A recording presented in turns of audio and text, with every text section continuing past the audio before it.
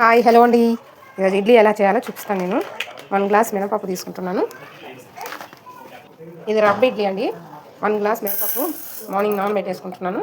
వాటర్లో వేసి నానబెట్టేసి ఇడ్లీ ఈవినింగ్ కలిపేసుకుంటాను అన్నమాట.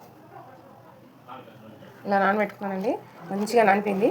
ఇప్పుడు ఈవినింగ్ నేను దీన్ని గ్రైండర్లో వేసేసి కలిపి పెట్టేసుకుంటాను. మార్నింగ్ ఇడ్లీ వేసేస్తాను. బ్రేక్ఫాస్ట్కి రెడీ. 1 గ్లాస్ మినపప్పుకి నేను 5 గ్లాసులు రవ్వ వేసుకుంటున్నాను. రవ్వ కూడా నానబెట్టేసుకుంటున్నాను. 5 గ్లాస్. ఇది ఇడ్లీ రవ్వ అండి. మీకు సూజీ కూడా దొరుకుతుంది కదా, ఉప్మా రవ్వ, అది వేసుకోకండి. ఇడ్లీ రవ్వ దొరుకుతుంది. మీరు ఎక్కడైనా ఏ షాప్లో వెళ్ళినా ఇడ్లీ రవ్వ దొరుకుతుంది. ఇది ఉప్పుడు బియ్యంతో తయారు చేస్తారనమాట. సో ఇది మనం రవ్వ ఇడ్లీకి వాడుకుంటాం. ఇప్పుడు ఈ పాత్రలో రవ్వ వేసేసుకొని దీన్ని నీళ్ళు పోసేసి నానబెట్టాలండి.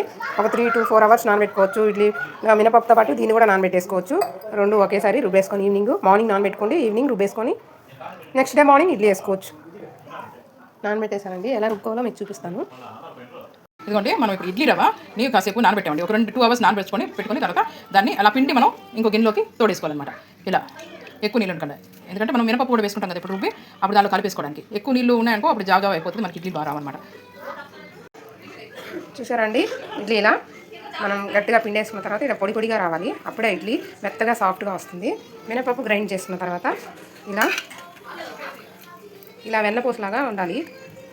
ఇలా చేతిలో తీసుకుంటే వెన్నలాగా ఉండాలి. అప్పుడే ఇడ్లీలు మంచిగా సాఫ్ట్గా వస్తాయి. దాన్ని నేను ఇప్పుడు ఈ రవ్వలో కలిపేస్తాను. చూడండి, కలిపిన తర్వాత ఇలా రావాలండి. ఇలా పిండేసుకొని దాంట్లో మినపప్పు కలిపేసుకున్నాం. ఇలా రావాలి. ఇలా ఉంటే చాలు. పొద్దున్నే మార్నింగ్ ఇడ్లీ పెట్టేసుకుందాం. ఇప్పుడు నైట్ కలిపేసి పెట్టేస్తున్నాను. మార్నింగ్ ఇడ్లీ పెట్టి మీకు చూపిస్తా ఇడ్లీ ఎలా వచ్చిందో. Okay, good night. Hi hello good morning అండి. నైట్ నానబెట్టాం కదా ఇడ్లీకి, మార్నింగ్ ఇప్పుడు చూసుకున్నాం ఎలా ఉందో. ఇడ్లీ పెట్టేసుకున్నాం మనం. వావ్, సూపర్గా పొంగిందండి. ఇడ్లీ పిండి ఎలా ఉండాలి. ఇప్పుడు నేను ఇడ్లీ పెట్టి మీకు చూపిస్తాను. ఇడ్లీ పాత్రలో జస్ట్ ఒక చిట్కా ఆయిల్ వేసుకోవాలి. ఓన్లీ 1 చిటికెడు, లిటిల్ వెరీ చాలా తక్కువ ఆయిల్ పడుతుంది.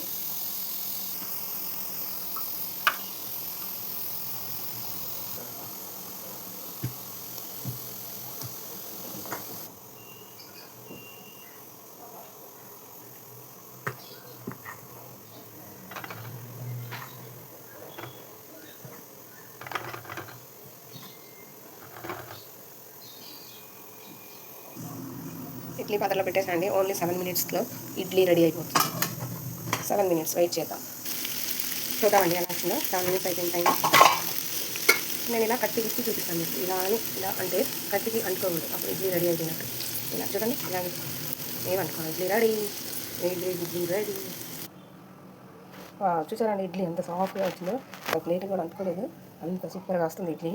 రవ్వ ఇడ్లీ వెరీ టేస్టీ. టమాటా చట్నీతో తినేస్తాం, పల్లీ చట్నీతో తినేద్దాం. ఇలా కారపొడి టమాటా చట్నీ అండి, ఇట్స్ వెరీ టేస్టీ ఉంటుంది. తినేసి ఎంజాయ్ చేయండి, టేస్ట్ చేయండి, లైక్ చేయండి, షేర్ చేయండి, సబ్స్క్రైబ్ చేసుకోండి. Thank you.